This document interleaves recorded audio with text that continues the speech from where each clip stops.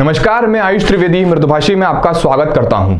आज बात देश के सबसे महत्वपूर्ण मुद्दों में से एक शिक्षा की।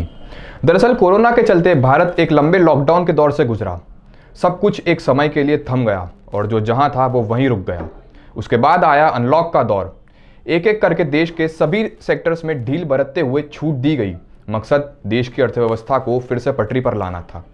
लेकिन अभी भी कुछ चीज़ों में छूट नहीं दी गई है। मसलन सिनेमा, ट्रांसपोर्ट और स्कूल अभी भी बंद हैं। लेकिन सबसे बड़ा सवाल हमारे, आपके और सभी अभिभावकों के मन में कि कब खुलेंगे स्कूल। इसी सवाल के जवाब में वो सब कुछ छुपा है जो आपके लिए जानना ज़रूरी है। दरअसल कोरोना वायरस के प्रकोप के चलते इस साल पढ़ाई बुरी तरह से प्रभावित हुई है। मार्च में जब पहली बार लॉकडाउन लगा था, तब से ही स्कूल कॉलेज बंद हैं। कई राज्यों में परीक्षाएं भी प्रभावित हुई हैं।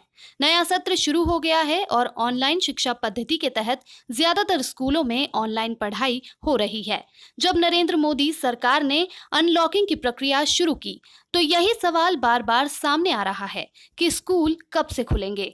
आइए जानते हैं कि स्कूलों को फिर से खोलने के लिए क्या तैयारियां की जा रही है और सरकार अनलॉक 4.0 में स्कूलों के लिए किस तरह की गाइडलाइन ला सकती है। केंद्र सरकार के स्कूल शिक्षा विभाग ने जुलाई में पेरेंट्स के बीच एक सर्वे कराया था। ज्यादातर पेरेंट्स का कहना है कि वे फिलहाल बच्चों को स्कूल भेजने के लिए तैयार नहीं हैं, लेकिन कुछ राज्यों का कहना है कि कमजोर तबके के छात्रों की पढ़ाई बुरी तरह से प्रभावित हो रही है। न तो उनके पास ऑनलाइन पढ़ाई के लिए लैपटॉप है और न ही इंटरनेट नेटवर्क। ऐसे में जिन राज्यों में कोरोना के केस ज्यादा नहीं है, वहां से दबाव बन रहा है कि स्कूलों को जल्द से जल्द खोला जाए ताकि कमजोर तबके के बच्चों का नुकसान न हो।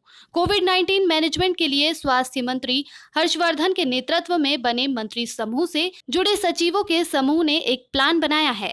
इसे 31 अगस्त के बाद क्या-क्या गतिविधियां शुरू होंगी, यह बताने वाले अनलॉक 4.0 में शामिल किया जा सकता है।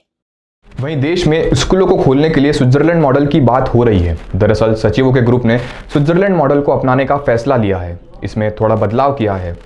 स्विट्जरलैंड ने 11 मई को स्कूल खोल दिए थे। जुलाई तक स्कूलों में पढ़ाई चलती रही। कक्षाओं को 2 ग्रुप्स में बांटा था। हर दिन एक ग्रुप कक्षा में आता था और दूसरा ग्रुप घर से ऑनलाइन पढ़ता था। 2 हफ्ते बाद 16 वर्ष से कम उम्र के सभी बच्चों को रोज स्कूल आने के लिए कहा गया। इसी बीच 8 जून को बड़े बच्चों को कम संख्या में स्कूल बुलाया गया। कुछ छात्रों ने घर पर रहकर ही पढ़ाई जारी रखने का फैसला किया, तो उन्हें इसकी इजाज़त भी दी गई।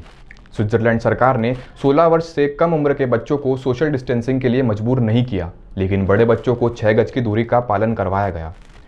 बच्चों के लिए मास्क अनिवार्य थे। साथ ही उन्हें पढ़ाने के लिए स्कूल पहुंचने वाली टीचर्स के लिए भी मास्क अनिवार्य थे। स्विट्जरलैंड सरकार ने स्कूलों के लिए नियम बनाने के लिए भी छूट दी थी। स्कूलों ने अलग अलग आयु के बच्चों को अलग ग्रुप्स में बांटा ताकि उनके टाइमिंग्स अलग रहें और बड़े ग्रुप्स ना बन सके। वर्तमान स्थिति में स्कूल खोलना कितना उचित रहेगा, ये तो आने वाला समय ही बताएगा। बहरहाल जो परिदृश्य बनकर सामने आया है, उससे लगता है कि अभी समय और लग सकता है।